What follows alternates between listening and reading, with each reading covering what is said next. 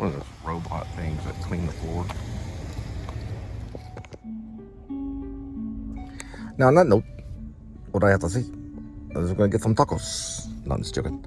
But no, for real, like, my film company is called Drive Film Productions of Texas. So we're big time independent. Oh, no, okay, now side point. I saw a really good vlog today. It was from a day ago. I think it's on the Daily Woo, but I know Adam the Woo is peppering in some of the Adam the Woo channel. So he hasn't posted on the Adam the Woo channel in 1 year. He just did it the other day with a post about Back to the Future, which I kind of did like a little side note or a reaction. Really, it's a response. Just to talk about Norm Alden and bring in some other characters that were in some previous scenes of Back to the Future, Zemeckis. But yeah, Drive Film Productions of Texas. So we have attempted a few. We have attempted The Projectionist, which was on this channel under PRJCNT. I use abbreviations only so that I could find it if I did not was not logged in. So if I was looking, this is back when I had the Samsung 8, so I could put in PRJCNT, and I did ask James Lipton to play the judge in that, but he passed away I think a year or two later, so I did not know that was going to happen. So I just asked, you know, because all you can do is ask. I didn't know if he'd get the message. I didn't know how to direct message him, and I didn't know if I could mail the old address that he gave to me, if he would have responded. I know he was getting older, and it probably would have been something he probably would not have been able to do. I know towards the end he was swimming. He was a swimmer, hurt his shoulder, and I think from there he declined. And then eventually he eventually passed away. But on a side note, okay, I always have a lot of projects lined up, and I got this one called the Polar Bear Club I was talking about last night. That's the one that I think Lipton would be in. So ideas on who could play Lipton. This is back when I was at the actor studio with these other three actors. One was Elok. He was, I think, a Christian Muslim, and then there was Modi, who was this Jewish comedian, and then me, basically, I guess, you know, I was raised Baptist. We all jumped into the ocean right there, I think of Coney Island during December of 2001, after September 11th had happened. It'd be about my experience in New York during that time. So it's kind of about New York and things like that. But I was thinking, like, who could play James Lipton, you know? And lo and behold, Al Pacino had come out in the Oscar this year, reminded me so much of James Lipton, the way he walked, you know, an older James Lipton. Because Al Pacino's he's not actually young. I thought the same thing, and Once Upon a Time in Hollywood, when I saw Al Pacino in that, I thought, you know, he could probably play Lipton. So this script has not been formatted, or this script has not been really written down, but it's kind of been swimming in my head, kind of like an Almost Famous Cameron Crowe kind of script, but set in New York City, coming out of John Wayne Airport in California, right over there in Long Beach is where I flew from, and then landed, and then got a place in Brooklyn, and then moved into Manhattan, and then that's when I was at the actor studio. I learned a lot about the city and about what went on and things like that. I think there was a lady in a wheelchair that lived underneath us, and there was some other characters, and I'd have to be picky and choosy. But definitely Lipton would be in it, because there's a scene where I get suspended, not in time and space, but from the school, kind of a Robin Williams kind of thing. And I thought Al Pacino, you know, he kind of looks like him.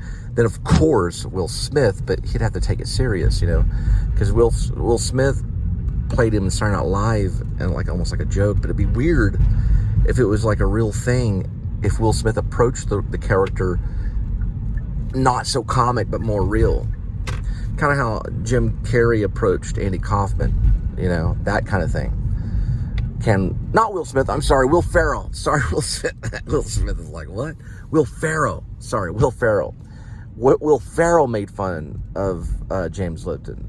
I'm sure Will Smith did too. But Will Ferrell would be great. I was talking about Will Smith. It's funny. I barely caught that. Will Ferrell. Yeah. So Will Ferrell made fun of James Lipton on Saturday Night Live. But what about if he did it real, kind of like how Andy Kaufman, or how Jim Carrey did with Andy Kaufman? Even though it was kind of funny, you know? but he did it very real. I always thought Will Ferrell's impersonation was dangerously close to reality. But Lipton was funny. He was kind of funny. You know, I could see that he was a soap opera actor when I met him, when I first saw him walking around in the courtyard in the new school. But he was famous, and he was a famous teacher. He was also a famous dean. And he'd walk around, and, you know, it's just weird. I didn't get his autograph. You know, it's like, I felt like it had been like impersonal, you know, because he was a dean. It's like, can I have your autograph now? You know, that kind of thing. There was a lot of it. I think I kept professional, so I didn't go around with an autograph book, because I felt like that would be a hustle in itself. And I was there to learn. I was there to kind of grow up. And, you know, like getting autographs and stuff, I thought now there was people that did it. There was a guy that threw a toy action figure at Samuel L. Jackson to sign for the Jedi thing. I have nothing against that, you know. But I met Eli Wallach and didn't even get his autograph. This is a guy that played the original Miss Freeze and in The Good, Bad, the Ugly. I shook his hand while he was wearing a glove. And I didn't even get his autograph. I didn't even get a picture. It wasn't because I didn't disrespect it. It was because I only had one disposable camera, and I had a journal, and I talk about it all the time. But, you know, I also met that dude John Hurd, and did get his autograph when I was about 19 on Pelican Brief set, because we were checking out, we were following the footsteps of Thomas Wolfe, and we were at the Fairmont where Julia Roberts was. There was no way getting Julia Roberts there autograph. She was too protected. But John Hurd was sitting over there. We thought he was William Hurt. And I did get his autograph on a plane ticket, but I don't know where that plane ticket went, you know? I have no famous autographs, and it's sad. None at all. Not one single famous autograph. I've been in this thing and there's a lot of actors that go there. They'll get a photo with like Robin Williams, you know, whatever. There was an actor in Fort Worth that he hung out with Robin Williams on that Russian comedy that he did. And he started an acting school out here too. He was from New York, and he had hung out with Robin Williams, and like that was kind of his thing. But out of all those people, Johnny Depp, you know, Bruce Willis, Ethan Hawke, Sissy Spacek, even I met David Lynch. Now that would have been tough, because I would have had to walk down there, and I don't think Lynch would have liked that, because Lynch was he was showing off Inland Empire. And I would have to like walk down, and it would have been very awkward. But I did go to the after party one there, and I was probably going to try to get it then. And that would have been cool. I would have had him sign something, you know, piece of paper or receipt, something. But none. I have no. I don't. I do have an original copy of the first Zap by R. Crumb that was given to me by a director. But it's not a signed one, though. You know, it's just something about me. I don't know. I should have John Hurd's, but oh well. So as of January 2022, there are 29,000 YouTubers that have 1 million subscribers. Now, if a YouTuber out there that has 1 million subscribers could get everyone to watch one of their videos, they'd make quite a bit. It comes to like, now this is like consistently weekly and things like that. It would be like $193,000 a year. You know, that's, you know, there's the skyline right there. Yeah, beautiful. There's go-karts getting ready right there at the Rockwood go-karts. So it's still pretty good, you know, making $193,000 a year on YouTube. But this is like if you have 1 million subscribers, and there's 29,000 of them that are out there today that do. That's a lot. It's a lot of people. It's almost 30,000 people that have 1 million followers. They must have done something. A lot of the YouTubers that I talk about, like Adam the Woo, Jordan the Lion sometimes, and what was the other guy? Scott on Tape, who I haven't really seen him lately. It gets thrown to me. Like, these people get thrown to me. they don't have 1 million subscribers, but they kind of work on, like, I think it was German in Venice, who he has, like, they're all like approaching like 500,000. You know, like I think he hit 250,000 or something like that. But they are known in their community, and German in Venice, he walks around Venice and he's famous. He can go up to any other reporters. Other reporters know of him. There's night crawlers that know of him that work off Netflix and things like that, you know. And they're like, there's German in Venice. He's famous. There he goes, you know. They do this stuff. Plus, he hangs around like everyone. It was just by Heidi Klum the other day, you know. And he does good videos. Like every once in a while, he does these like kind of noir narrative videos where he's kind of thinking, and then the narration comes over on top of it, and he does this fun stuff. He does like fun stuff, you know. And then he was one of the many YouTubers that's covering the whole Venice healer lady that has gone through a lot of drama and stuff. It has covered. There's like 3 or 4. There's like Santa Monica Close Up, German in Venice, and like a few others that are covering this lady that has lost her kids to the state, kind of like what happened to Yoko Ono. If you don't know the story of Yoko Ono. So John Lennon and Yoko Ono were together. And Yoko... Man, that's a lot of truck. Sorry. Yoko somehow lost her kid in the system. You know, whether they were given to foster parents, or they were hunting, like looking for her kid.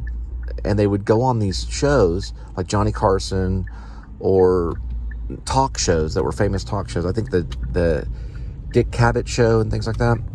And they would talk about it, so that in hopes that her kid would come forward and try to find her. It's very strange, you know. I don't know if it ever happened. I'm sure it did. Finally, you know. I think Yoko's still around, but John Lennon's not. You know, he passed. But Yoko had a kid that just like went missing in the system of this government. Which with what we have today is we have Facebook, we have YouTube, and we even have Instagram, you know. And maybe more will happen. But as long as you use your name, which I do, I use my name, anyone can find you. If they know your name, they can find you. They can send a comment, and boom. All they have to say is who they are. But Yoko and John, they didn't have that privilege, you know. And I don't know. It's a weird world that we live in. It's easy access, but there's a lot of parents and kids that get separated. Sorry, guys, I was wrong about the numbers. So if you have 1 million subscribers, okay, if that ever happened for whatever reason, I want to say something. All right, then we get. Okay, sorry, I made a mistake on this. If you have 1 million subscribers, okay, it's actually more than I thought. And you got like people, like everyone to watch your movie, and it was like a week thing, and you were just somehow that good, you'd be making about $936,000 a year, that ballpark figure.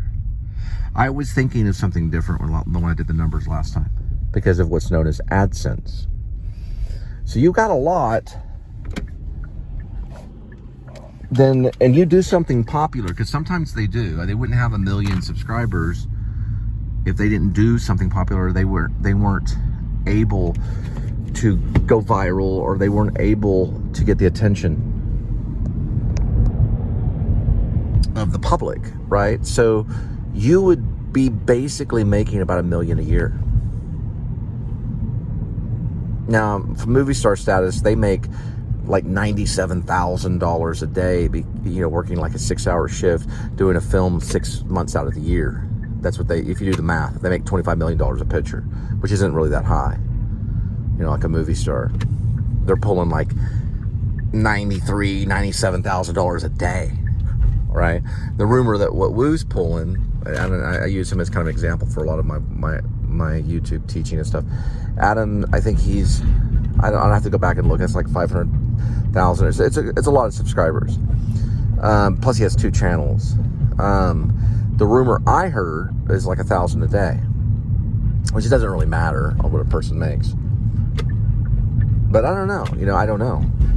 But that's what I'm assuming. So if you made $25 million a picture, and it only takes 6 months to make that film. Now, sometimes people will work on a film for a year. Sometimes they'll work on it for 2 years. So that lessens the annual pull, So it's not exactly $97,000 a day, but it can be, if you're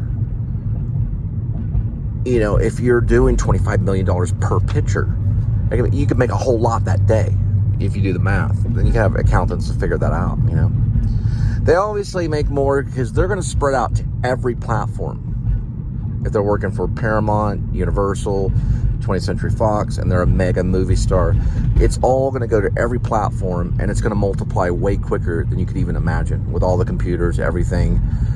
Especially if it's like a superhero movie or Marvel or something, it gets crazy really quick.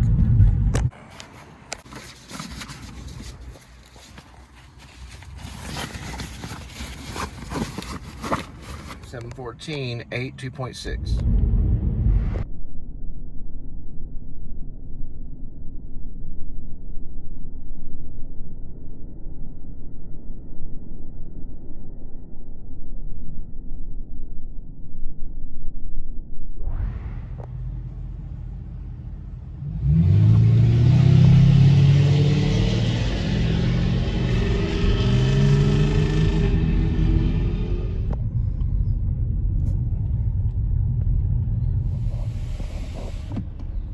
There's actually pretty cool chairs right there. If you got really good cleaning equipment or upholstery. Oh yeah, I remember this one.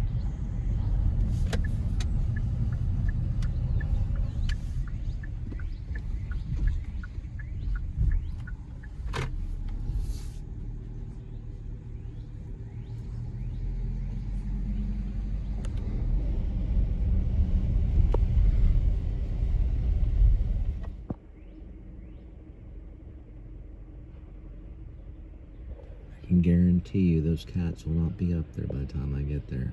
If they were dogs, they'd be already over here. So to pretend is quite the pain reliever.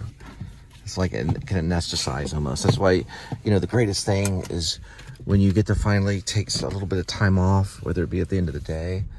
And like I'll just tell you my routine. My routine is I always, find out whatever it is I'm going to eat. If Linda cooks a special one and it's a really nice meal, then I'll say that's going to be vlog worthy. It's like, how can I not vlog that? That kind of thing. But to do like the same exact thing every time, like we don't vlog like every dinner and things like that. But one way or another, I get back to my place and I guess I probably shower, and then I get something to eat, and then I put on the news, and I usually just watch YouTube. I don't really watch TV. I don't really get a really good signal. And then I get somewhat signal, but I watch basically NBC, YouTube, because Fox News doesn't really do one that's reoccurring that I know of, and NBC does. It's one with Lester Holt or those guys and all that stuff. And I watch that, and it sometimes recaps, so we get the same news or we get new news. But what's going on now, the next month or two, let me jump to A.D.W.C, because he just also did a Civil War vlog reenactment, one of their last camps that did a reenactment of a Civil War battle.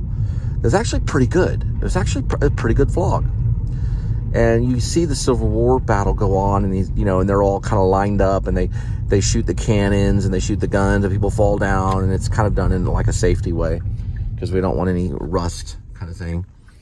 And they have like muskets and all this stuff, and they sing these songs, and they have these little stories they tell, and they have a marching kind of thing, and they play the drum, and you see the Civil War, and You see, there's one Civil War Southern character that talks in this poetic kind of thing, something about Southern Cross and all this stuff. And anyway, it's on his channel right now if you watch it. But there's a movie coming on about, it's like Kirsten Dunst's in it, and it's a modern day Civil War, you know.